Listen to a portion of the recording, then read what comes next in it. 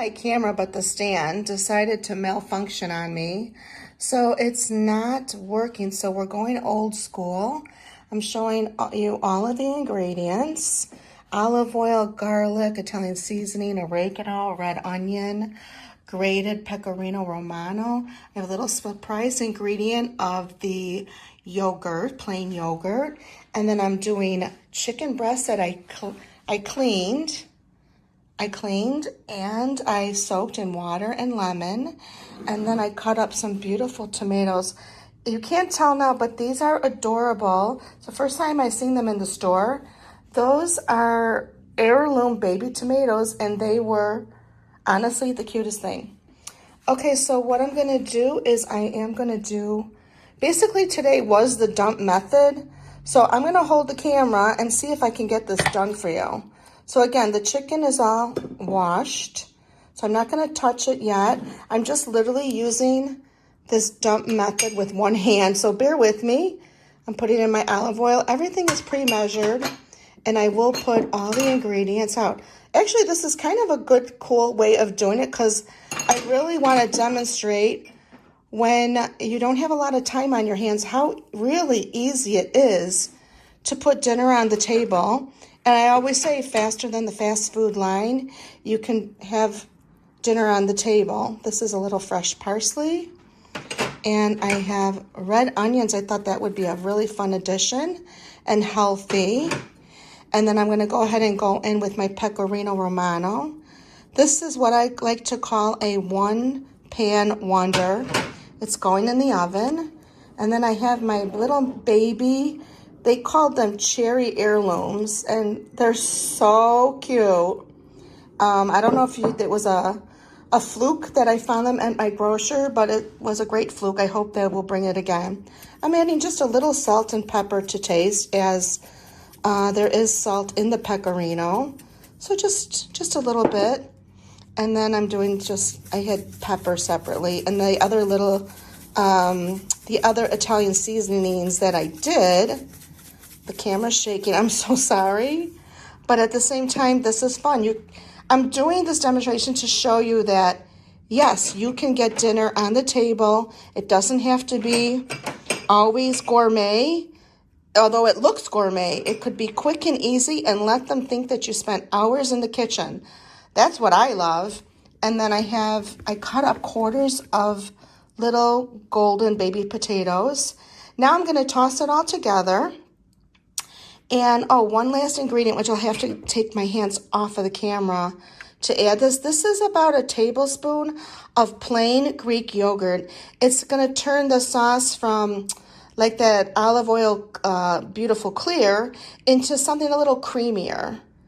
And the other thing you could add is a couple tablespoons of white wine. But I have to say right now, today, I don't have that. But that's okay, to be continued. So I'm going to mix this all up and show you what we have. Okay, I just remembered one extra ingredient I just wanted to add for fun. And I'm addicted to the sweet paprika right now that's made in Spain. It doesn't have to be exactly this brand, but it gives a lot of color and just a little bit of that fusion flavor to my Italian dish. And literally, I pulled this together in just a few minutes. Of course, you have to allow for the time that you have to just get each ingredients in your little ramekins to just put it all in together. And then just go ahead and toss. I think I am going to put this down so I can toss it really good with my hands. If I had the stand and it didn't break, I would put this down and you could see me mix with my hands. But right now, I don't. So I'm going to set this down. I'm going to mix it really well, and then I'll come back. And this didn't take any time at all, but I still want to say Nona would definitely be proud. Okay, and there you have it. It's all ready for the oven. It didn't take any time at all to put this together. And it's Sunday morning, and I have a lot of things to do today. I knew I had this beautiful chicken breast I wanted to use, and I pulled it all together. And there you go. It's going to go in the oven, pop it in the oven. It looks like an awesome colorful party in there, doesn't it? And I love the accent of the red onion. Thought that was fun too. So again, it doesn't always have to be something complicated. It could come out beautifully just as it is. The very last 10 minutes, I may even add a few, maybe like a cup of peas to give it more color and added nutrition. So there you go, a one pan wonder. It's gonna go in the oven at 375 for about 25 minutes. And then I'll show you what it looks like and then we'll cover it. Now, if you notice, after I mixed it and tossed it very well, I spread it all out so all the chicken is flat and evenly distributed throughout the pan. And there's the flavors of the red onion and the potatoes and the tomatoes. Some is underneath as well. So you just want to make sure everything's evenly just distributed and spread out. You could do this in a cookie sheet as well. I last minute, to be honest, I remembered this. I love this.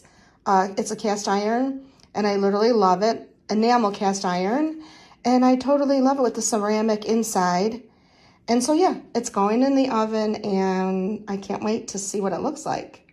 Stay tuned. On 375, and it just looks fabulous. And now I'm just going to cover it now for another 15 and probably add some peas, some spring peas. Loving it. And as I decided, that I had mentioned, I'm sprinkling some peas on and then just sort of distribute them evenly. And then just use your spoon to sort of get it into everywhere. And it just adds some really, really beautiful color. And I'm gonna just cover it for the last 10 minutes and it's going to be ready to go. And I just love the outcome. Quick, easy, and fabulous.